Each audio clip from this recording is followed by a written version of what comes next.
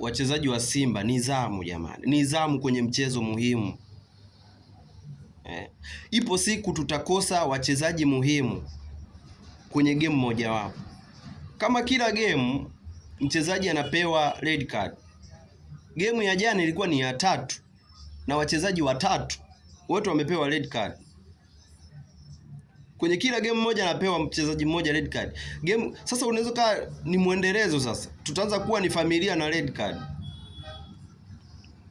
Tutakuwa familia sasa, mwisho wa siku kila mchezaji, ipo siku Chama atapewa red card, Lishendeluki atapewa red card, Mpanzu atapewa red card, kutakuwa kuna timu tena hapo. Tutakuja kukosa wachezaji muhimu. Mpewe nidhamu.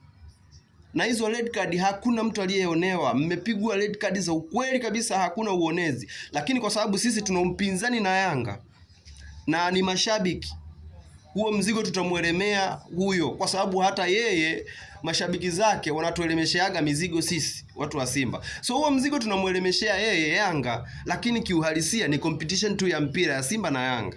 Ila kiukweli kabisa hakuna red card ambayo mchezaji kaonewa. Tunaomba mfundishwe nidhamu. Ili kuokoa mpira sio lazima muumize mtu ndio uchukue mpira.